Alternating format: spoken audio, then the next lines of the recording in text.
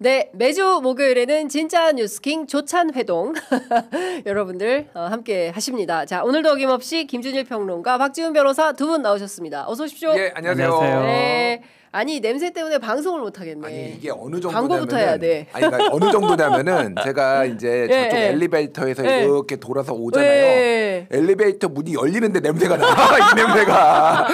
민폐야. 전 아파트 동이 다 지금 오피스텔 동이 다 냄새가 나. 이거 너무 맛있어. 큰일났네. 이거 냄새 빼기 운동을 해야 되겠네. 좋아요. 네. 좋아요. 근데 진짜 아침에 좀 시장기가 돈다. 침이 돈다. 군침이 고인다. 자, 빠르게 광고부터 소개하겠습니다. 앞서 아까 보니까 여기 광고가 너무 많다 하시는데요. 좀 오해하시는 것 같은데 저희 취재 편의점이 독자적으로 하는 광고는 딱 여기 하는 두 꼭지가 답니다. 나머지는 유튜브 자체 광고예요. 그러니까 저희하고 아무 상관이 없습니다. 이제 가끔 어떤 분은 저한테 막 뭐 물어봐요. 야, 그 무슨 강정 팔던데 이거 맛있냐? 저희하고 아무 상관이 없습니다. 그것은 유튜브가 알아서 유튜브 자체 광고고요. 사실은 유튜브는 저희가 이렇게 중요한 좋은 콘텐츠를 많이 만들지만 본질이 광고예요. 그래서 광고를 많이 태우는 그런 회사이기 때문에 저희하고 아무 상관이 없다는 말씀을 좀 드리면서 자, 타임쿡에서 준비한 100% 국내산 춘천 닭갈비 소개하도록 하겠습니다. 야. 잡숴. 먹어. 자, 100% 국내산 닭갈비로 만든 정통 춘천 닭갈비. 춘천하면 닭갈비 그 맛을 집에서 그대로 보실 수 있도록 만들었습니다. 부드럽게 살만 쏙 뺀 춘천 순살 닭갈비, 탱글탱글 쫄깃한 춘천 닭갈비 쌀 닭갈비.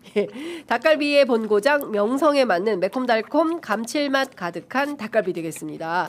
자, 춘천에서 직접 생산해서요, 댁에서 야외에서 그리고 춘천 닭갈비를 간편하게 맛보실 수 있도록 준비했습니다. 100% 국내산 닭고기고요.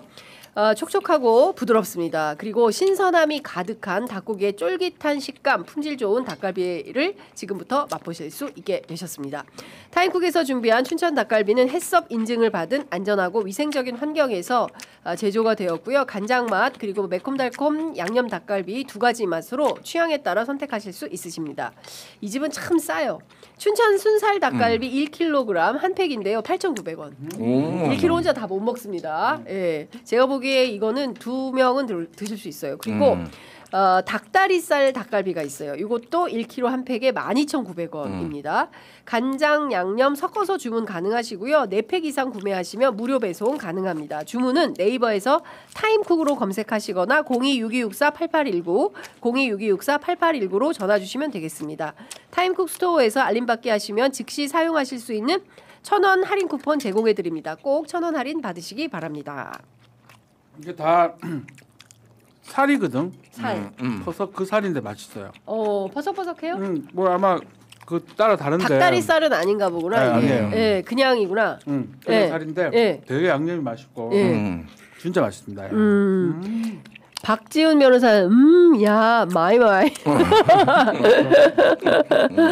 술안주네요. 배고프다. 네, 이분들 오늘도 먹방 하시네. 아이 배고파요. 주문 모닝 닭갈비. 그러네. 진짜 그러니까, 모닝 닭갈비다. 아침부터 닭갈비 먹으면 소주 땡기지. 뭐야 아침에. 예, 김평님 살이 많이 빠지셨네요. 많이 드세요. 건강한 평론 부탁드립니다. 박수경님께서 네, 말씀 주셨습니다. 박변 때문에 구매해야겠네. 맛있어요, 진짜. 예, 그렇구나. 자, 맛있는데 다만 진짜 맛있는데 이 닭갈비하고 함께 대파를 좀 섞어줘야 돼. 대파 할 때. 양파를 넣으면 좀 더 이제 달아지고 대파를 넣으면은 이게 조금 더 어쨌든 그 먹는 맛이 있어 사실은. 근데 역시 닭갈비만 볶는 거보다는 그렇게 해달라 앞으로. 주문 들었어 주문. 네. 진심이야. 먹는데 진심이야. 아니 먹는데 진심이기도 하지만 요리에 센스가 있어요. 김준일 평론가는 이렇게 보면 의복도 참 센스 있게 잘 입고 여기 부인이 입혀주는 거죠. 아니요. 그럴 때도 있고 그럴 때도 있고. 그렇구나. 예. 자, 두 번째 소개할 광고는 전라남도의 기품 있는 명품 김치 운림가 소개하겠습니다. 1970년 맛의 고장 전라남도 광주에 위치한 대인시장에서 입에서 입으로 어머니가 딸에게, 시어머니가 며느리에게 이 집 김치 참 잘한다. 입소문으로 시작해서 50년이 넘는 세월 동안 한결같은 맛과 정성을 이어오고 있습니다. 첫 번째, 김치 대축제에서 대통령상, 국무총리상, 국회의장상 등 총 3관왕을 휩쓴 것은 물론이고요. 무려 27번의 수상 경력이 최상의 김치 맛과 퀄리티를 증명합니다. 자, 두 번째, 그냥 국내산 김치가 아니고요. 100% 우리 농산물, 그중에서도 특등급의 원재료와 최고급 과일, 3년간 발효한 황금 매실 엑기스, 2년간 숙성시키고 끓여서 정제한 멸치젓갈, 최고급 손꼽무, 고춧가루 등 양념에 들어가는 재료 하나하나까지 최상급만을 고집합니다. 한 입 베어 물면 퍼지는 아삭 시원한 맛, 해남 배추와 전라도식 감칠맛 나는 양념, 매콤 양념 아낌없이 버무려서 깊은 맛이 일품인 배추김치, 신선함의 기본인 당일 생산 당일 발송으로 맛보시기 바랍니다. 지금 유튜브 더보기창 고정 댓글 링크를 클릭하시거나 네이버에서 운림가를 검색해 주시기 바랍니다. 말할 필요가 없어. 진짜 맛있다. 이 집은 말이 필요 없다. 김준일 평론가님 참 잘 드시네요. 아침 식사 시간입니까? 네. 맛있겠다. 맛있겠다. 예, 운림가 완전 단골됐어요. 예. 자, 크림소다님께서 주셨고요. 가격을 모르겠네요. 가격을 안 적었어? 가격을 안 알려주셔가지고 옛날에 검색하셔야 될 것 같습니다. 옛날에는 이거를 막김치라고 해서 막김치. 그러니까 이게 막 버무려? 그러니까 막 버무린. 그러니까 이게 갓 담은 김치라기보다는 그러니까 이렇게 좀 편하게 담아서 이렇게 많이 양을 많이 주는 이게 저렴했어요. 근데 요즘은 이게 맛으로 바뀌었어. 맛김치로. 맛김치로. 네, 그런데 보통 오늘 이게 울린가가 굉장히 김치가 많잖아요. 종류가. 네, 맞아요. 이거는 적당히 숙성이 됐어요. 그러니까 적당히 숙성이 돼가지고. 네네. 그러니까 이런 거는 김치찌개 뭐 완전 묵은지만큼은 아니지만 김치찌개 끓여 먹어도 좀 신선하게 먹을 수 있고 돼지고기랑 이렇게 같이 해가지고. 네네 그렇군요. 그 가격도 착해요라고 21도 한라사님이 알려주셨고요. 열무김치 서비스도 주십니다. 이거 배추김치 사면 열무김치 서비스 주나 봐요. 예. 자, 2kg에 19,500원 플러스 3,000원. 이렇게 예, 장사초보 편의점 사장 빵터짐. 예, 준일 씨는 먹보야 광고 먹보 이렇게 의견들 주시고 계십니다. 운림가 김치 다 맛있어요. 종류대로 싸서 드셔보세요. 예. 다 맛있어. 다 맛있습니다. 예. 자, 어쨌든 지금 여러분들께서 열심히 드시고 계시는데 우리 이제 가야 됩니다. 예. 뭐 빠르게 드시기 바라고. 다 먹었어요. 다 드실 때까지 기다려야 되겠다. 아니에요. 음식 잘할 김준일. 예. 근데 요새 살이 좀 빠지긴 했어요? 이거 저 음식으로 다이어트를 하는 거 먹을 건 다 먹는데 달리기를 저 몇 번 말씀드렸지만 제가 그러니까 이번 주 일요일 말고 다음 주 일요일에 이제 춘천 마라톤에 풀코스를 나가요, 제가. 야. 한 20km씩 49.19? 42.19. 42.19. 그래서 제가 보통 달리면 한 20km에서 30km 혼자 달리거든요. 일주일에 한두 번씩. 엄청 건강하다. 그러니까 이제 그렇게 이제 살이 빠진 거예요. 그래서 운동을 해서. 근데 이제 먹는 거는 계속 잘 먹지. 아니 근데 그렇게 바쁜 하루에 방송을 막 열 몇 개씩 하면서 언제 뛰어요? 열 몇 개는 아니고 어제 7개 했어. 아니 그렇게 막 하는데 언제 뛰어? 밤에 뛰어요? 남발하시 지금 편의점하고 대통령 가서 취재하고 현장 취재하고. 아니 우리는 주로 앉아 있는 게 많아. 대통령실도 주로 앉아 있고 여기도 계속 앉아 있고 뛰진 않아요. 오래 살려면 뛰어. 아유 그러니까요. 진짜 건강하려면 운동도 여러분들 열심히 하셔야 된다라는 말씀을 좀 드리겠습니다. 자, 광고 상품 정리해 주시면 저희가 본격적으로 정치 얘기 해보도록 하겠습니다. 오늘 아침 들어온 소식을 먼저 조금 정리를 해드려야 될 것 같은데요. 코스피가 장중 3,700선을 돌파했습니다. 사상 우리가 처음 보는 숫자가 계속 지금 올라오고 있어요. 예, 일단 코스피 지수가 상당히 올라서 요거는 김준일 평론가. 오를 거라고 생각을 했어요. 왜 오를 거라고 생각을 했냐면은 이 자금의 흐름이라는 게 다 맞물려 있거든요. 사실은 이제 어제 이제 정부에서 부동산 대책을 내놨잖아요. 뭐 여러 가지 비판도 저는 뭐 있고 정부가 또 감안해야 되는데 정부의 의지는 뭐냐면은 확실하게 부동산 시장은 지금 잡겠다. 이 급등하는 지금 약간 유동성이 풀리고 있고 그러다 보니까 금리가 좀 인하 가능성이 있으니까 지금 약간의 패닉 바잉도 있고 막 섞여 있는데 근데 부동산 가격을 잡겠다라고 하면은 이 돈이 어디로 가야 되잖아요. 어디로 갈 것인가. 옛날에는 부동산 시장을 잡겠다고 시그널을 보내도 사람들이 안 믿고 그래도 나는 부동산에 투자를 해야 되라고 기대 수익이 어쨌든 부동산이 더 높았으니까. 근데 지금은 사람들이 믿기 시작한 거야. 주식 시장에 기대 수익도 부동산에 못지 않구나. 이거 더 오를 거다. 네. 지금 그러면은 자금이 지금 그쪽으로 갈 수밖에 없고 대통령이 지속적으로 시그널을 보내고 있잖아요. 네네네. 정상화, 그러니까 부동산 시장은 정상화하겠다. 이거는 버블 꺼질 수 있다 얘기하면서 주식시장 부양하겠다. 일본처럼 될 수 있다. 예, 일본처럼 될 수 있다. 예. 버블 잃어버린 20년 이제 이런 얘기 나오는 거잖아요. 그러니까 지금 주가가 이제 계속 오르는 이런 그렇죠. 상황이에요. 그래서 저는 저는 오늘이라도 들어가야 솔직히 되겠네. 얘기하면 5천은 모르겠어요. 5천은 저는 모르겠는데 그러니까 4천은 간다. 4천은 간다. 연말까지? 뭐 연말이든 아니면 연초가 됐든 4천까지 가겠다. 그렇군요. 이거는. 우리 박지훈 변호사는 어때요? 저는 뭐 이제 재미삼아 주식을 하는데 제 건 오르진 않네요. 안 올라요? 그냥 이렇게 뭘 산 거야? 좀 얘기를 하려고 이제 재미삼아 약간 뭐 조금 코인도 약간 조금만 이렇게 한 번씩 해봐야 얘기를 할 수 있으니까. 근데 뭐 사실 상관은 없고 딱 맞는 것 같아요. 부동산에 투자하지 마시고 다른 자산에 투자를 해봐라 라고 하면 여건이 돼야 되잖아요. 이재명 정부의 취지는 똑같은 것 같아요. 부동산 아니고 주식시장 활용해 줄 테니까 일로 좀 투자해 주시라.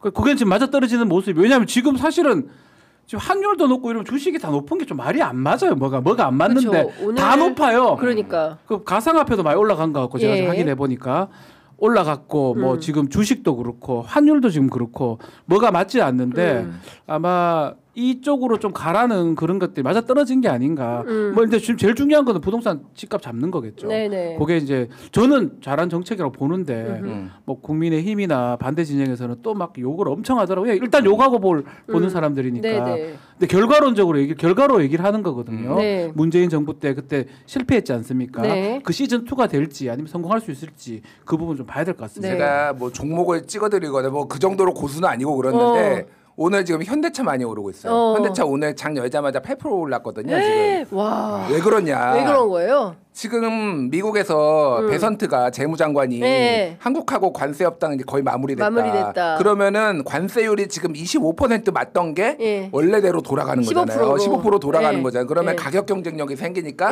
현대차가 호재다. 지금 이렇게 된 거예요. 그러니까 제가 뭐 현대차를 홍보하려는 게 아니라 오늘 뭐 그거는 더 지켜봐야 되겠지만은 어쨌든 경제적으로도 리스크가 있던 것들이 하나씩 지금 제거되고 있다. 그래서 그렇군요. 주식시장이 더 오를 거예요. 제가 보기엔 지금. 어제 그 광순의 복덕방의 이광수 평론가는 이제 그런 얘기를 하더라고요. 주식시장 올려놨더니 주식 팔아가지고 부동산 가더라.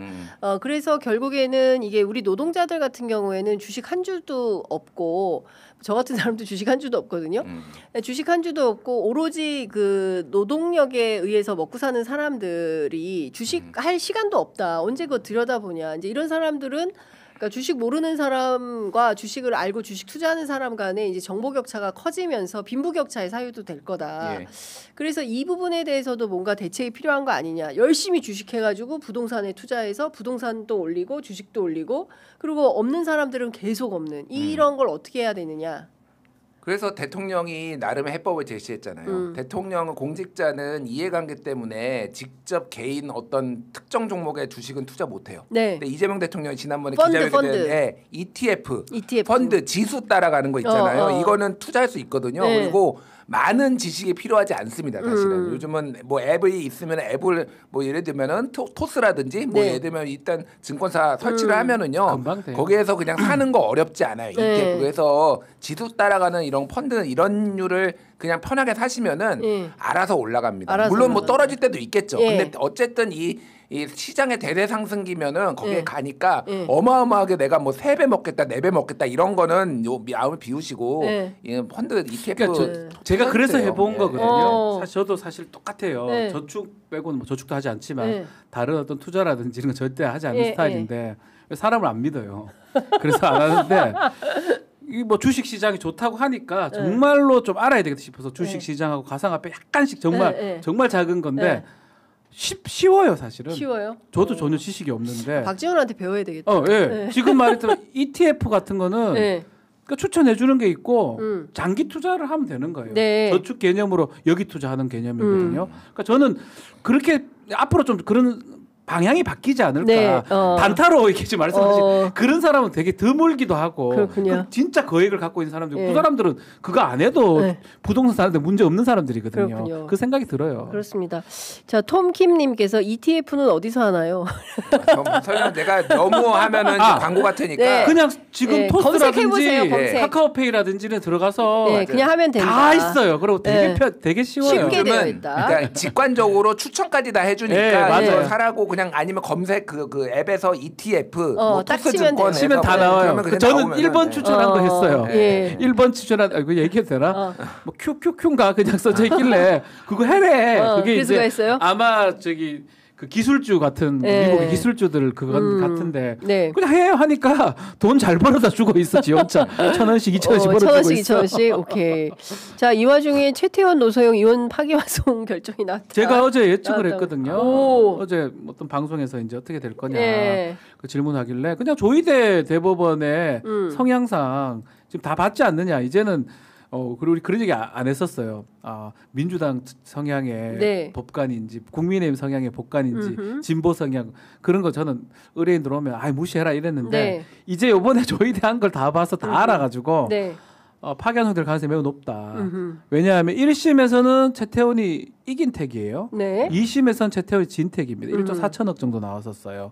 그래서 그거를 하게 되면 SK 주가도 문제고 경영권 분쟁도 생길 수 있고 되게 보수적이고 되게 국민의힘스럽기 때문에 국민의힘스럽다 표현은 잘못될 수 있는데 그래서 조희대 대법원에서는 파기환송 시킬 거라고 제가 예측을 했는데 결론이 똑같이 났네요. 그렇군요. 그러니까 요거 짧게 말하면 논쟁 지점이 있었던 게 2심에서 그렇게 1조 원까지 된 게 그 노태우 전 대통령이 투자를 했다라고 하는 300억 원 이게 비자금이거든요. 근데 그거를 가지고 시드머니를 해가지고 SK가 이렇게 큰 거니까 그거를 분할로 한 건데 이게 불법 자금이라서 노소영이 가질 게 아니라 국고로 환수해야 된다 이런 논쟁이 있었어요. 그러니까 국고 환수. 왜냐하면 노태우가 비자금을 만들어가지고 그거를 투자를 한 건데 이제 시집 보내면서 사실상 거기다 맡긴 건데 그러니까 이게 노소영이 가질 게 아니다. 이미 그런 논쟁도 있었어요. 그래서 아마 이게 여러 가지 쟁점들이 있지만은 조금 부담됐을 거다. 이거죠. 그러니까 어제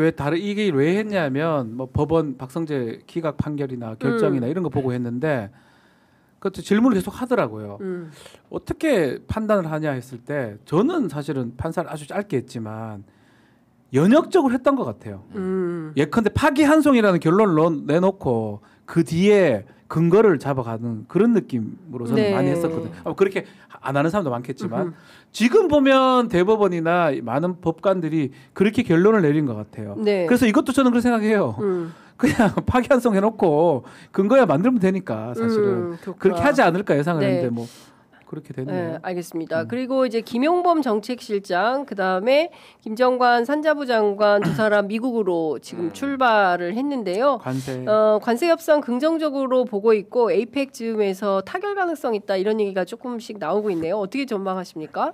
그러니까 구체적인 내용은 좀 봐야 되는데 이게 지금까지 협상 과정을 보면 그러니까 왜 이게 갑자기 급진전이 됐느냐 요거 배경부터 말씀을 드리면은 지금 미국은 중국하고의 관세 전쟁, 관세 협상이 최우선이에요. 그리고 중국이 최근에 희토류를 가지고 수출 통제를 하겠다. 근데 그게 미국이 했던 방식하고 똑같은 거예요. 그러니까 거울 미러링을 한 거거든요. 그래서 야 우리도 카드 있고 니네 그렇게 우리 만만하게 보면 안 되라고 하니까 트럼프가 발끈하고 지금 중국이 원래 많이 미국산 대두 콩을 수입을 했는데 그거 딱 수입 안 해버리거든요. 그러니까 난리가 난 거예요. 중간 선거 해야 되는데 농민들이 난리가 나고 그래서 지금 식용유 수입 안 하겠다 그러면서 막 전쟁 벌이고 있어요. 근데 전선이 한국까지 있으면 너무 넓은 거야.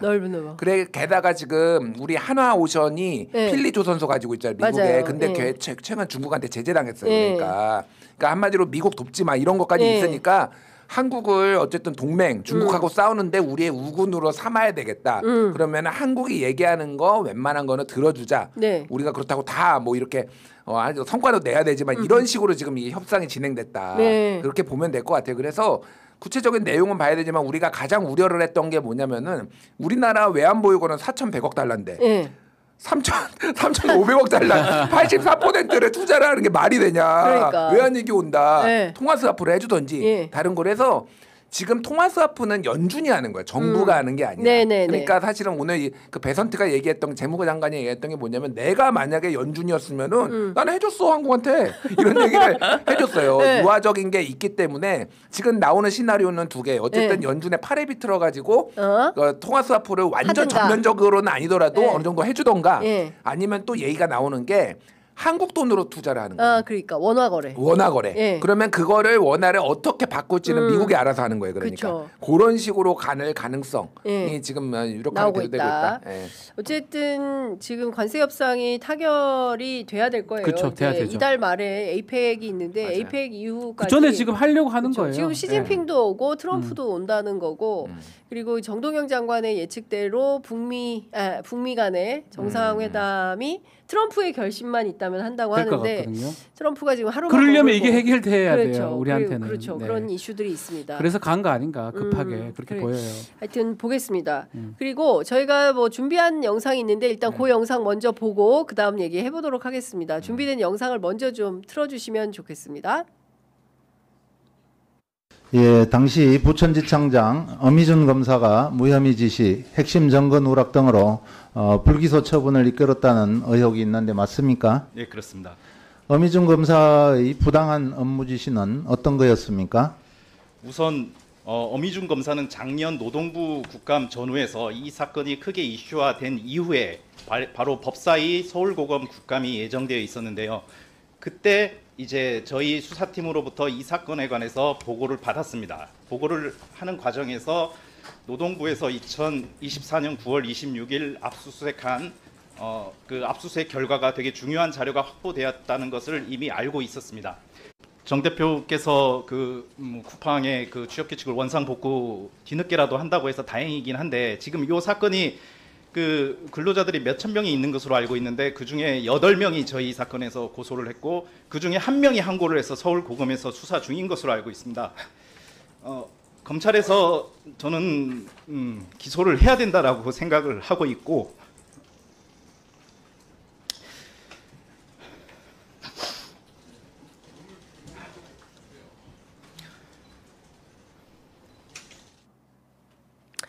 그 문지석 부장검사예요.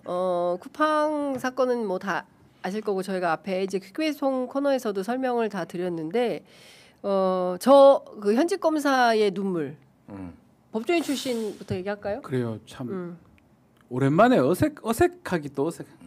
이렇게 말하면 조금 그런데 저런 모습을 거의 본 적이 없었던 것 같거든요. 네. 또 검사는 이런 이미지도 있고요. 본인들도 그렇게 보여주는 게 있어요. 약하면 안 된다. 네. 아니면 누구를 이제 정의를 수호하기 때문에 예.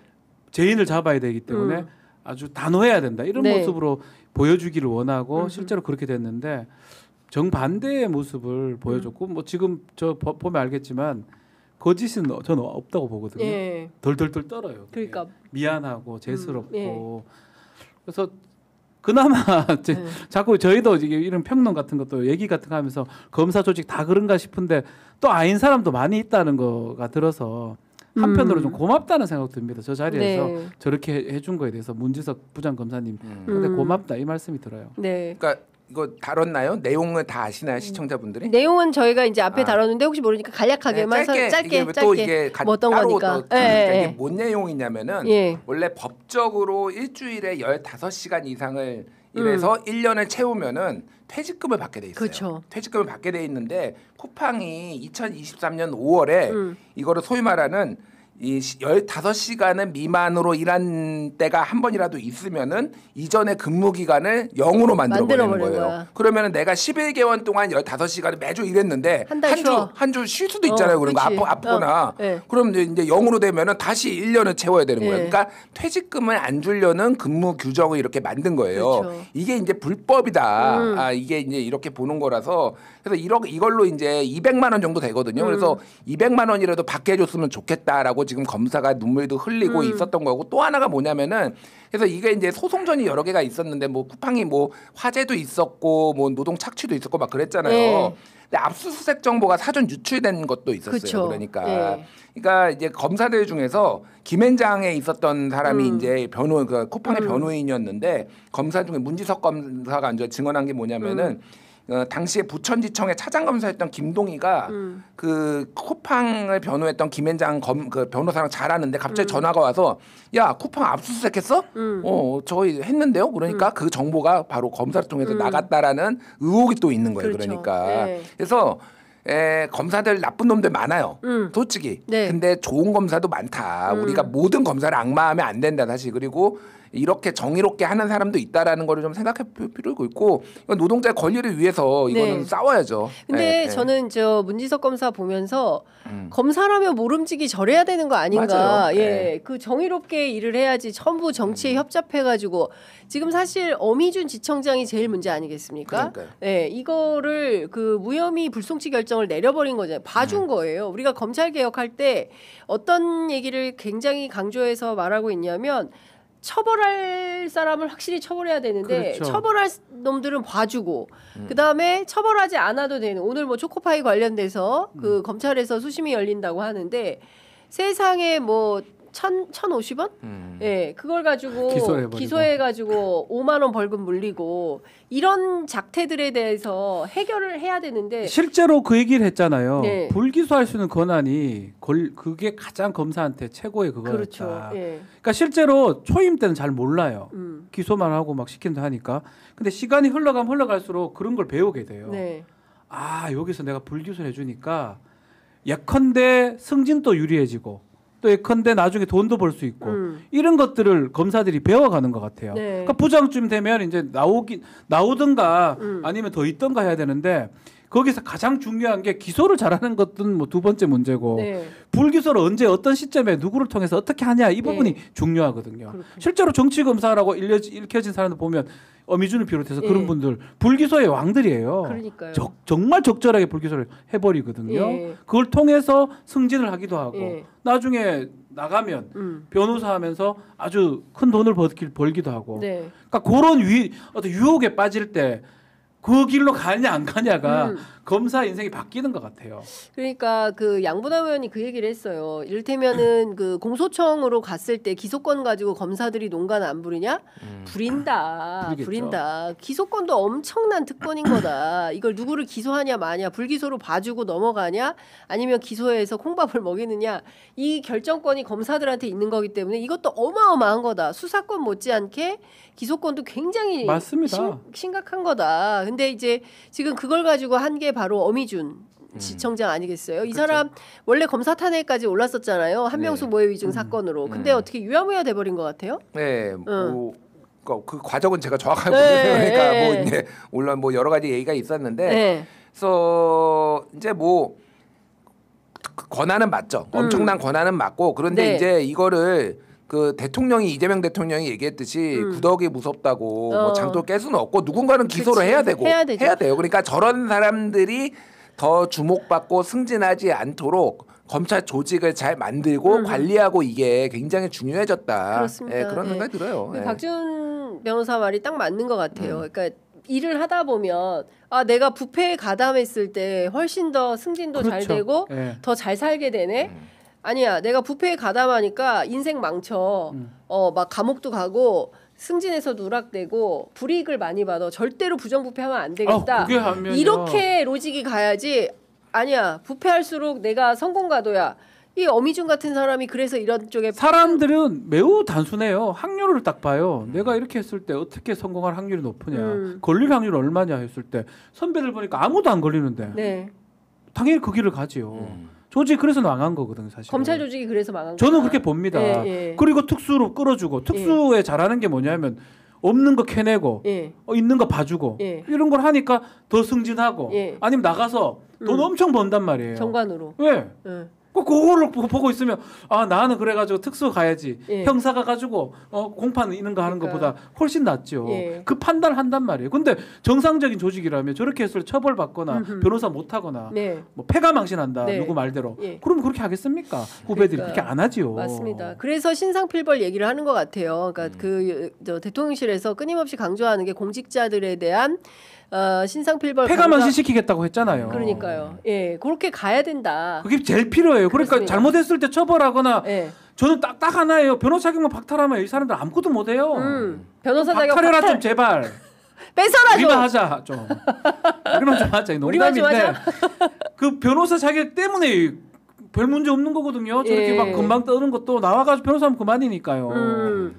그러니까 이게 좀 제도 개혁이 상당히 강고하게 가야 된다. 그렇지 않으면 또 흔들린다. 그러니까 제도 개혁과 인적 청산이 이제 같이 맞물릴 필요는 있고요. 네. 그래서 이문정 이제 동부지검장이 그 얘기해야 이문정 됩니다, 검사가 뒤에 얘기할 텐데 바로? 뭐냐면은 이문정 검사가 사실은 계속 얘기를 했던 게 가장 본질적인 거는 그거예요. 검찰에 문제가 생겼어 검사들한테. 근데 검사들이 스스로 감찰을 하고 그랬는데 다 아무 문제가 없이 나와. 네네. 이게 가장 심각한 문제라고 문제 제기를 성추행을 했는데도 검사들은 징계도 안 받아. 그러니까. 뭐 무슨 부정부패를 저질러도 안 받아. 이게 말이 되느냐. 판사들도. 그러니까 뭐 이제 각 조직 제주지고. 이기주가 있는데 예. 그게 너무 심하다. 예. 검찰이 신뢰를 받으려면은 이거는 해야 된다라는 게 예. 이문정이 그동안 주장해왔던 거예요. 그러니까 맞는 먹고 맞는 거죠. 그러니까. 그러니까 그렇게 조직을 만들어야 된다 이제는. 네. 강백신, 어미준 탄핵 청문회가 2024년 12월 11일 계획이 되었는데요.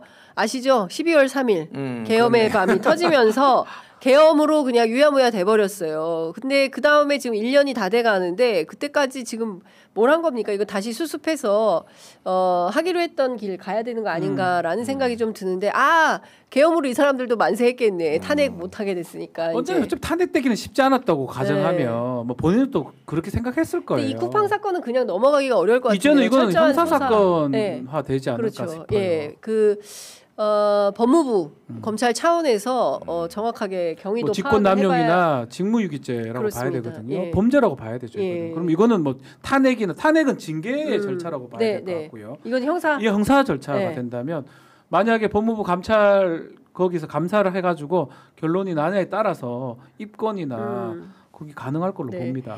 대한민국 공직자의 표징은 박정훈 대령이 되어야 됩니다. 예, 부당한 명령에 굴복하지 않고 정의로운 선택을 해서 자신이 핍박받더라도 끝까지 옳은 길을 가야 그게 좀 선택 어렵거든요. 어려워요. 어렵죠. 저도 공직에 뭐 공직이죠. 그 법무관, 판사도 검사도 하고 있을 때 그런 여러 가지 있는데 선택을 했을 때 내 불이익이 분명히 보이는데 그 하기가 쉽지가 않아요. 네. 그렇기 때문에 저는 박정훈 대령이 이번에 국군에 나갈 때 훈장 받으셨잖아요. 네. 좀 필요하다고 봤었거든요, 사실은. 그날 보니까 이재명 대통령이 눈으로 박정훈 대령한테 엄청나게 많은 메시지를. 그게 쉬워 보이지만 매우 어려운 맞아요. 일이고 어렵죠. 또 그걸 했기 때문에 지금의 대한민국 모습이 또 있는 그렇습니다. 거예요. 아니 근데 이 자리에서 제가 드리고 싶은 말씀은 박정훈 대령이 혼자 버틴 건 아니에요. 시민들이 함께 맞아요. 있었습니다. 박정훈 대령을 함께 이렇게 보호했던 해병대 전우회 분들이 계셨고 그 친구분들 81기 동기회 분들 계셨고 군인권센터라는 시민단체도 있었고 김정민 변호사라는 훌륭한 변호인도 있었고 뭐 그리고 그밖에 다른 언론들도 적극적으로 박정훈 대령을 응원하고 함께했다. 근데 그 힘이 결국엔 우리가 민주주의를 지켜내는 원동력이 됐던 거 아닌가라는 말씀을 좀 드리면서 어려운 주제 여쭤보겠습니다. 백혜룡 경정이 오늘 첫날인데요. 출근 첫날인데 동부지검에 가는 첫날 합수팀은 불법단체이기 때문에 해체되어야 된다. 어제 저희 프로그램 출연하셔도 비슷한 맥락의 말씀을 좀 하셨는데 검찰은 수사 대상이고 공직자로서 신념이 흔들리고 있다. 이문정 동부지검장과 나는 소통하지 않는다. 이문정의 친구 김준일 빨리 얘기해 주세요. 저는 뭐 친구는 맞고 지난달에도 뭐 일이 있어서 봤어요. 그런데 이제 친소 관계에 따라서 뭐 평론하는 사람은 아니고. 그럼요. 직업윤리에 따라서. 네, 직업윤리에 따라 친구라도 까고 뭐 다 할 거 합니다. 네. 이거는, 근데 이제 이거는 봐야 될 것 같아요.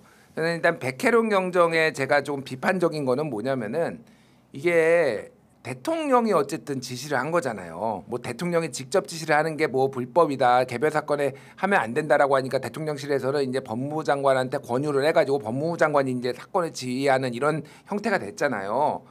근데 어쨌든 본인이 갑자기 나 이거 못 받아들이겠는데 나 출근 안 해. 그리고 출근 그냥 안 해버리고 방송 나갔어요. 그러니까 방송 나가는 것 자체가 문제가 아니라 어제. 네, 오늘, 그러니까 오늘? 휴가를 내고 어제 첫날. 어제. 그러니까 제가 막 오늘이 아니라, 그러니까 제가 말씀드린 건 뭐냐면은 물론 이 수사하는 방식이나 수사단에서 의견이 있을 수가 있는데 대한민국의 어쨌든 본인은 경찰 공무원이잖아요. 근데 최고의 대통령에게 그 정점에 있는 대통령의 지시를 이렇게 하는 게 이게 맞나?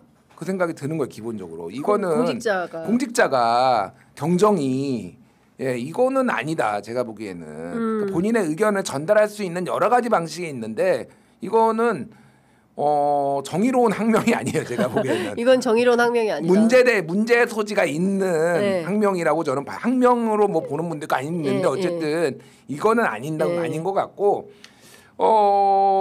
글쎄요. 검사 그러니까 뭐 이거에 이제 이 사건이 좀 복잡하기는 한데 쉽게 얘기를 하면은 이제 관세청 직원들이 마약을 들어오는데 어느 정도 일조를 한 거 아니냐는 의혹이 있고 거기에 김건희, 윤석열이 있는 거 아니냐는 의혹이 있는 거잖아요. 그래서 검찰이 조직적으로 이거를 모든 검찰 직원이 다 검사들이 동원돼 가지고 이거를 막았다라는 거는 제가 보기엔 아직 구체적인 정황은 없는 것 같아요. 근데 이거를 검찰에 모두를 못 믿겠다. 게다가 어쨌든 검찰 개혁의 상징 같은 이문정이 지금 이 수사단을 지휘를 하고 있는데 나 이문정도 못 믿고 아무도 못 믿거든. 나는 나만 믿을 수 있거든. 내가 다 수사해야 되거든. 이것도 이게 적절한가? 솔직히 저는 좀 의문이 들어요. 전 다른 측에서 뭐 그 모든 것도 뭐 그렇지만 언론이나 SNS나 유튜브 이거는 좀 안 하시는 게 맞지 않나 생각이 들어요. 공직자잖아요. 공직자는 이제 필요하다면 최소한의 이제 가능성이 이제 그게 있는 건데 지금 보면 저는 그런 느낌 자꾸 약간 이게 좀 조심스러운 얘기긴 한데 조심스러운 얘기 스타 의식 같은 그런 게 좀 있으신가 이 생각이 들어요. 스타일 필요 없어요. 그냥 피해 당한 건 알아요. 그럼 엄청 고통을 받았겠죠. 2년간. 그건 알지만 그거는 그거대로 하는 거고 지금 여건이 마련되면 수사를 하고 이문정 검사 저는 마찬가지 생각이 들거든요. SNS 막 글 쓰고 이런 거 안 했으면 좋겠어요. 막 글 쓰는 거 자유를 막는 게 아니고 밖에 나와서 공직자 아닐 때는 뭐 충분히 가능하죠. 정무직 공무원이라면. 근데 그분들은 그게 아니라면 조금 언론 이걸 좀 오늘 저 부적절한 특수 불법 단체라고 얘기하면 어떡합니까? 근데 일단 제가 이제 백혜령 경정 어제 저희 취재 편의점 인터뷰를 하고 가셨어요. 어제 이제 모두 3개 매체 인터뷰를 했는데 뉴스토마토, 취재 편의점, 뉴스아이킥도 갔더라고요. 이렇게 이제 아침 저녁 이렇게 이제 인터뷰를 쭉 했는데 종합하면 백혜령 경정은 물론 이제 이재명 정부 출범 이후에 합수단이 출범을 하긴 했으나 이거는 이제 심우정 체제에서 들어선 거고 본인이 이제 이미 얘기했던 대로 검찰이 수사를 덮었기 때문에 이것은 합수단 자체가 이 마약 수사를 위해서 출범한 조직이라기보다 마약 수사를 덮기 위한 조직 가능성이 있다. 그래서 이 팀은 해체하고 수사팀을 새롭게 짜야 된다라는 것이고 두 번째는 이문정 검사장 자체가 마약 수사에 대해서 별로 큰 관심이 마약 게이트 자체에 대해서 큰 관심이 없어 보인다라는 거예요. 물론 이제 이문정 검사장 얘기는 별도로 들어봐야 되겠지만 그래서 본인은 이제 김건희 특검팀에 별도의 팀을 짜가지고 약 25명 정도의 수사팀을 짜서 거기서 좀 똑바로 된 수사를 해야 대통령이 말씀하신 엄정한 수사, 공정한 수사 그리고 발본색원할 수 있는 수사를 할 수 있다. 다 좋아. 이걸 여기서 하지 말고 보고를 하시라고요. 내부에서. 당연히 그렇게 언론에 해야죠. 나와서 얘기하지 말고. 여기서 얘기하면 어떡합니까? 그 경찰이나 뭐 개통이 있을 거예요. 또 대통령실에 뭐 있을 거 아니에요. 거기다 얘기를 해야죠. 여기다 얘기를 하시면 어떡합니까? 제가 이해가 안 돼요. 저도 짧게 있었지만 당연히 그렇게 행동하시면 안 되는 거예요. 그러니까 유튜브나 이 SNS가 사람을 망친다니까요. 쉽게 편하게 일기장에 쓸 거를 써버리는 거잖아요. 우리가 저 망치고 있는 거야? 아니. 우리가 여기 잘못했다는 게 아니고 공직자라면요. 필요하면 나와서 하는 거 맞는데 지금 말씀한 내용들 제가 봤단 말이에요. 저는 진짜 공감을 해요. 백현영 경장님 그 2년간 아마 자기 존재가 완전 없어졌다고 생각했을걸요. 그 뭐 굴욕감 뭐 그런 걸 느꼈기 때문에. 근데 그거는 그거고 지금 이제 해결될 여건이 마련된 거잖아요. 내부적으로 할 수 있는 게 너무 많거든요. 당연히 그렇게 해야 되고요. 근데 지금 밖에 나와서 지금 계속 하신다는 게 오늘 저는 불법 단체 이런 얘기 하시면 그냥 먹잇감이 되는 거예요. 여기 결론 내봤자 다 언론이 물어 뜯을 거고 예. 국민의힘이나 반대 진영에서 왜 수사 그렇게 엉망 뭐 싸우긴 하지 예. 이렇게 될 거 아니에요. 예. 뭐 좋은 결과가 나겠습니까? 그러니까 이게 이제 사실관계와 이런 거를 좀 따져볼 필요가 있는데 뭐 백혜련 경정이 좀 억울하다고 생각하고 저는 뭐 오케이. 그런데 일단은 이문정이 이거에 관심이 없다라는 거는 본인의 뇌피셜이에요. 그렇죠. 그러니까 상식적으로 생각해 보면은 대통령이 사실상 대통령 정부에서 동부지검에서 이건 맡아 이문정 네가 맡아라고 했는데 이게 관심이 없을까요? 그러니까 상식적이지 않잖아요. 그러니까 수사를 지금 하고 있잖아요, 걔네가. 네. 그러니까 본인만 스타이고 내가 모든 거에 중심이 되려고 하면 안 되는 거예요. 그러니까 네. 적당히 협조도 하고 해야 되는 거지. 이거는 본인의 주장인 거고 검찰이 뭐 문제가 있다고 생각할 수도 있어요. 이게 근데 문제는 당시에 영등포 형사과장이었잖아요. 네네. 그거를 한 거는 남부지검이었어요. 맞아요. 영장을 그 담당이 영등포서는 이제 남부지검 관할이에요. 남부지검에서 압수수색 영장을 안 내주거나 이런 게 있어요. 네, 뭐 네. 그것도 근데 논쟁적인 부분인 게 남부지검에서는 뭐라고 했냐면은 너무 수사를 과잉으로 하려고 한다. 다 뭐 관세청장 컴퓨터까지 다 압수수색을 갑자기 해버리려고 하면 이거 기관 간 문제 생기니까 이거 안 돼라고 했다라는 거예요. 심우정하고는 관련이 없어요. 당시에 심우정은 검찰총장이 아니었고 네. 뒤늦게 된 거잖아요. 그러니까 근데 이거를 다 모든 검사들이 심우정의 지휘를 받아서 이렇게 하는 거는 저는 솔직히 납득이 안 돼요. 그러니까 검찰이 문제가 많은데 모든 검찰을 악마하면 안 되는 거. 거기에 맞는 사람들과 관련해서 명확하게 이거를 타깃을 분명히 타깃에서 사실관계를 가져야 되는데 심우정이 이걸 다 막았다. 심우정은 이거가 벌어졌을 때는 심우정은 검찰총장이 아니었어요. 그러니까 심우정 문제를 예. 제기하는 것은 심우정이 인천지검장이던 그렇죠. 시절에 그때 했던 건데. 근데 인천지검하고 상관이 없는 게 이거 남부지검에서 영장을 내준 거예요. 인천지검이 수사를 한 게 아니에요. 그러니까 이게. 그렇죠. 그때는 예. 이제 남부지검 영등포서의 관할은 남부지검이고 네. 그 남부지검에 그 영장을 청구했는데 기각을 시켰고 그리고 그때 당시에 이제 대검 차원에서 움직였다라는 이제 의심을 그렇죠. 갖고 있고 그러니까 큰 틀에서 전반적으로 살펴볼 근데 대목은 있으니 이원석이 심우정을 딱히 좋아하지 않습니다. 당시에는 검찰총장은 이원석이었고, 네. 그러니까 뭐 이런저런 주장이 있을 수 있는데 네. 심우정이 그때는 이런 걸 할 수 있는 권한이 없었던 사람이에요. 그러니까. 그러니까 이게 별건으로 예. 살펴봐야 된다. 알겠습니다. 어쨌든 지금 그 내부에서 이문정 검사장도 그렇고 백혜련 경정도 그렇고 굉장히 사회적으로 그 의로운 그리고 또 탄압받는 양심 그 고백 그죠? 그 양심에 따른 그러니까 휘슬블로우를 뭐라 그래야 되지? 공익제보자, 예, 공익제보자이기 때문에 사회적으로 상당히 이제 존경을 받았는데 내부에서 이제 이런 일이 생기니까 애청자분들 사이에서는 이게 뭐야라고 판단을 하실 것 같아서 좀 정리 저는 좀 딱 지금부터라도 정돈이 좀 필요하다. 맞아요. 예, 하시면 돼요. 그러니까. 하시면 돼요. 우리가 수사로. 비판하려는 게 아니에요. 비판할 이유도 없고 네. 저는 해야 된다고 보는데 네. 지금부터 밖에 나오는 얘기보다는 안에서 정리정돈돼서 수사를 잘하면 돼요. 저도 그 얘기를 하는 거예요. 그러니까. 맞아요. 이재명 예. 대통령도 그 얘기예요. 수사로 말해달라. 수사로 말해라는 거예요, 지금. 기자가 기사로 말하고 판사가 판결로 그렇죠, 말하듯이 그렇죠. 검사, 경찰 수사로 말해달라. 수사 성과로 모습을 보여달라고 하니까 그 결과가 어떻게 나올지는 저희도 주목해서 보도록 하겠습니다. 자, 윤석열 계속 안 나오다가 어제 처음 나왔어요. 그런데 네. 묵비권 행사했습니다. 윤석열이 나온 이유는 아마 두 가지로 네. 추측이 됩니다. 일단은 조은석 특검이 이제 체포영장도 가져갔다고 하더라고요. 집행을 하려고 했던 거. 근데 저는 이제 개인적으로는 그거보다 더 큰 이유가 좀 있다고 봐요. 어떤 겁니까? 그날 새벽에 박성재가 영장이 기각이 됐어요.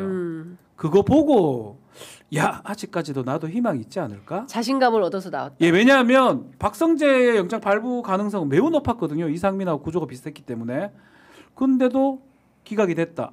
영장 판사 4명 중에 앞으로 나한테도 어떻게 보면 기각시켜줄 판사가 있을 수 있다. 네. 왜냐하면 윤석열 지금 영장 만료가 1심 6개월입니다. 네. 12월 정도예요. 예. 만약 12월 정도 되면 재청구를 해야 돼요. 다시 구속시키려면.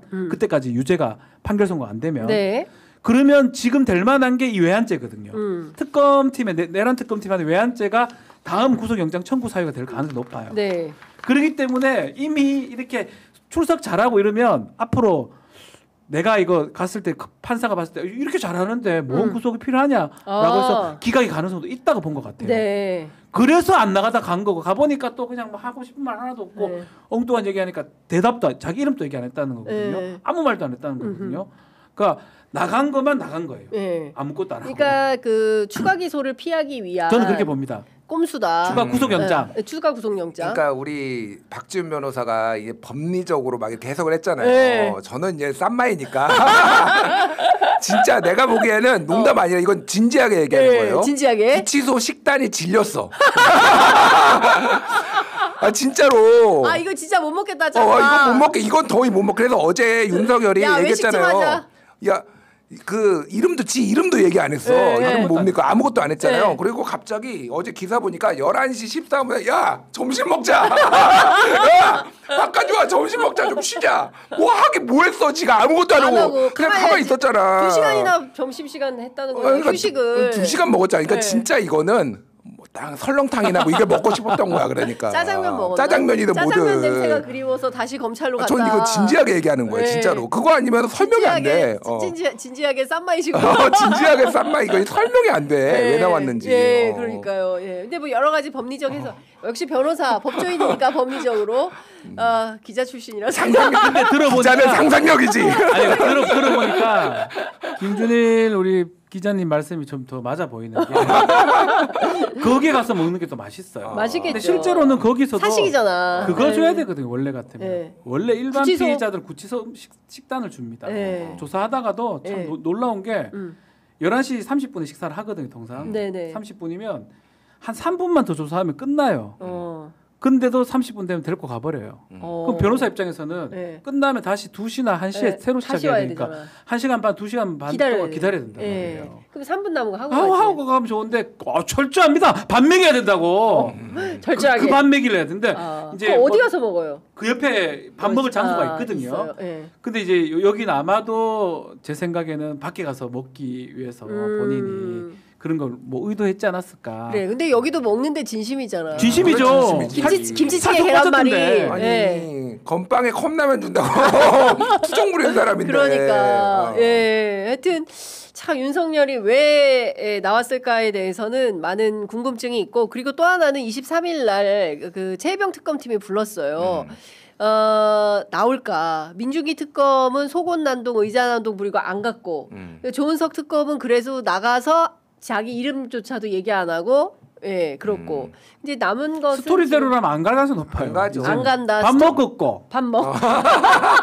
최혜병 특검에서 구속영장 할 일이 없고 어차피 나가서 뭐 묵비권 행사할 거고 안 나갈 가능성이 좀 높아 보입니다. 안 나간다. 나간다 하더라도 말 안 하지 밥 않겠죠. 먹을 거 다 먹었다. 근데 밥을 또 먹고 싶다. 이번에 초밥 좀 연어 초밥 같은 거 먹나 이 생각 들면 몰라도 그게 아니라면 안 나갈 것 같은데요. 안 나갈 것 같다. 진짜 전직 대통령 윤석열 정말 다양하게 국민들의 상상력을 자극하는 사람이다라는 말씀을 좀 드리겠습니다.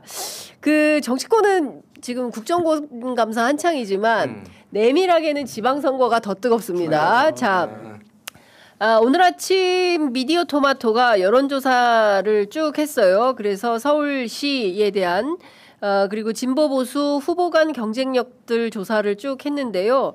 일단 서울시장 조사에서 오세훈 조국 대결을 보면 오세훈 43.3 조국 41.7 이렇게 조사가 됐습니다. 4050 세대에서는 조국이 우세하고 70세 이상에서는 오세훈이 우위에 있다라는 조사가 나왔고요. 그리고 오세훈 대 김민석도 돌려봤습니다. 그랬더니 김민석 44.2, 그다음에 오세훈 40.6 이렇게 조사가 됐습니다. 20대에서는 오세훈이 앞섰고 30대에서는 김민석이 앞섰다라는 조사 결과가 나왔습니다. 그리고 강훈식 비서실장이 떴잖아요. 최근에 조사를 돌려봤습니다. 했더니 오세훈 42.3, 강훈식 40.6. 지금은 소폭 밀리는 걸로 조사가 됐는데요. 50대에서는 강훈식 그리고 60대 이상에서 오세훈 우위 조사가 나왔습니다. 전반적으로 자 서울시 조사 결과에 대해서는 어떻게 보십니까? 제가 지난번에도 한번 말씀드렸는데 네. 그렇게 민주당 입장에서 만만한 선거 아니다. 그러니까 오세훈이 4선을 했잖아요. 서울시장. 네. 직업이 서울시장이야 지금. 근데 오세훈이 꺾은 게 강금실, 한명숙 그리고 박영선, 네. 송영길. 그러니까 만만한 사람들이 아니에요. 그러니까 네. 어쨌든 민주당에서 나름의 중량감이 있었던 선수들이 다 나왔는데 오세훈한테 다 졌단 말이에요. 네. 게다가 지금 전체적으로 보면은 서울의 보수화, 지난번에 얘기한 서울의 고령화, 보수화, 그리고 집값에 대한 민감도. 그래서 이번에 이제 정부에서 너무 과한 대책 아니냐라는 얘기를 들으면서도 이번에 내년 12월 31일까지로 지금 이 정책이 유지되잖아요. 지금 부동산 대책이. 여기에 서울에서 집값 더 오르면은 이거는 필패다 서울시장 이렇게 지금 정무적 판단을 한 거예요. 그러니까 그래서 이게. 어제 부동산 대책을 세게 드라이브를 건 걸까요? 서울 전 지역을 다 토지거래 허가구역으로 한 건 처음이에요. 처음이에요. 전 지역을 다. 예. 그러니까 토지거래 허가구역은 서울하고 경기 남부. 예, 그러니까 네. 뭐냐면은 그러니까 대출 규제를 다 한 적은 있어요. 네. 근데 토지거래 허가구역 아시겠지만은. 내가 허가를 받아야 돼요. 네. 내가 서울에 뭐 무슨 구에 살면은 그 구청에 가서 허가 이거 안 되겠는데 이거 문제 있는데 그럼 허가를 자체가 안 되는 거야. 거래가 안 되는 거야. 사전에 허가를 받아야 되는 거야. 그 정도로 이거 생 규제를 한 거는 작년에 뭐 올해 대통령 선거도 그렇고 작년에 총선도 그렇고 정확하게 아파트 평당 가격하고 이 국민의힘 득표율하고 완전 상관관계 1에 가까울 정도로 정확하게 이렇게 딱 맞아. 딱 맞아. 제가 죄송하지만은 민주당 지지가 제일 많이 나오는데 금천구, 강북구, 뭐 이런 거예요. 그 아파트 값이 낮거든요. 국민의힘 제일 지지 많이 나오는데 강남구, 서초구 이렇게 정확해요. 그냥 뭐 과학이야 과학. 근데 여기가 평당 가격이 올라가면 올라갈수록 국힘이 유리해, 오세훈이 유리해지는 거예요. 그래서 어쨌든 제가 말씀드린 거는. 이거 선거 만만하게 보면 안 된다. 오세훈 시장이 솔직히 저는 4번 할 동안 뭘 했는지는 기억이 안 나요. 네.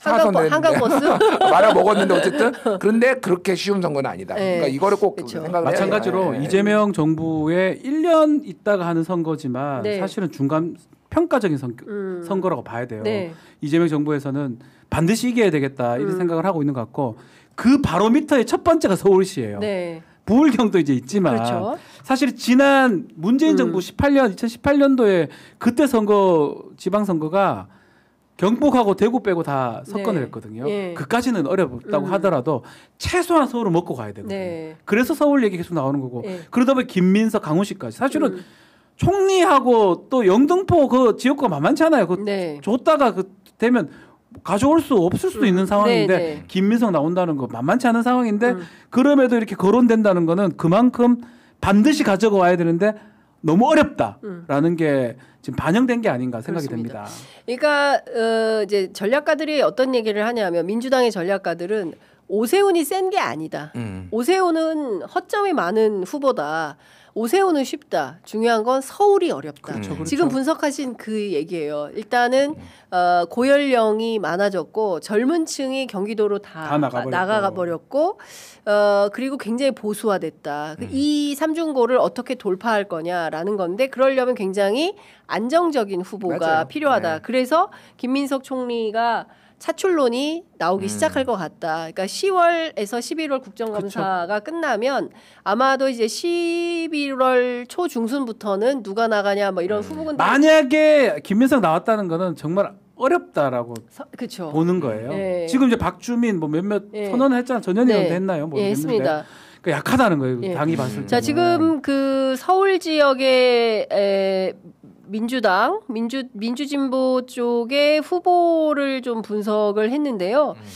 범진보 서울시장 후보 경쟁력 조사에서 박주민 12.8, 조국 12.6, 김민석 9.8, 서영교 6.6, 전현희 4.8, 강훈식 4.3, 박홍근 1.6 이렇게 조사가 됐습니다.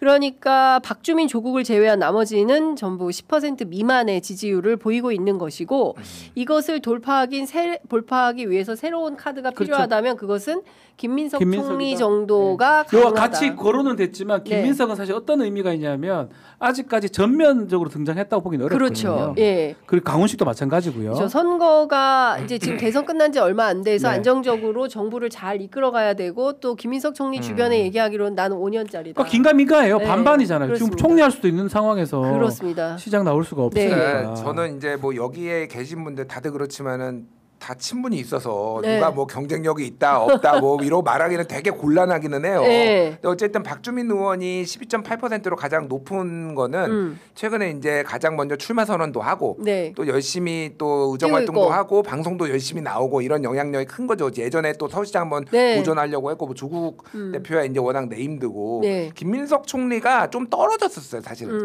그동안 네. 안 나오다가 최근에 다시 나오게 하는 거거든요. 그러니까 말씀하신 대로 이게 조금 제가 냉정하게 솔직히 좀 말하면은 네.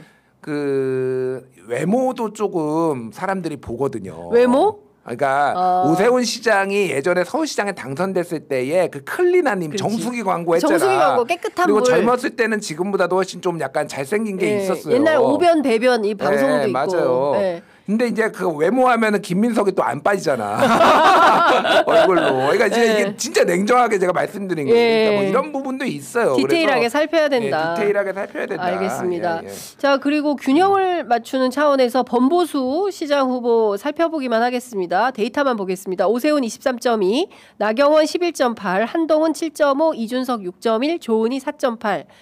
10초씩만 코멘트하겠습니다.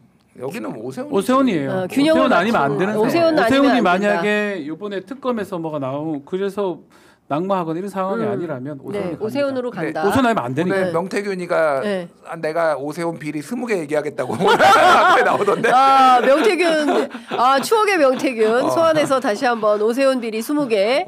1, 2, 3, 4 나눠가면서 한번 들어보도록 하겠습니다. 자, 그 부울경 가보겠습니다. 범진보 부산시장 후보 어떻게 할 거냐. 후보 경쟁력 조사했는데요. 전재수 압도적입니다. 28.0, 조국 14.1, 박재호 5.0, 이재성 3.8, 최인호 2.9. 어떻게 보세요? 부산시장 후보입니다. 전재수밖에 없어요. 밖에 없는데 이제 딜레마가 있죠. 네. 두 가지잖아요. 그러니까 의석이 하나밖에 없어 민주당이 부산에 북강서. 네, 북강서. 전재수가 그만뒀을 때 다른 사람이 그걸 가지고 올 수 있느냐 이런 또 의문도 있고 네. 또 장관 자리도 지금 그렇고 그렇습니다. 등등의 고민이 있을 거예요. 근데 만약에 이것도 마찬가지예요. 서울시장도 이겨야 되겠지만 부울경 중에 부산이 핵심이라면 만약 어쩔 수 없다면 전재수 장관이 나가지 않을까 저는 그런 생각이 듭니다. 그러니까 지금 아까 이제 양자 대결 그 이제 붙여본 거 보면은요. 예. 전재수 의원만 이겨요.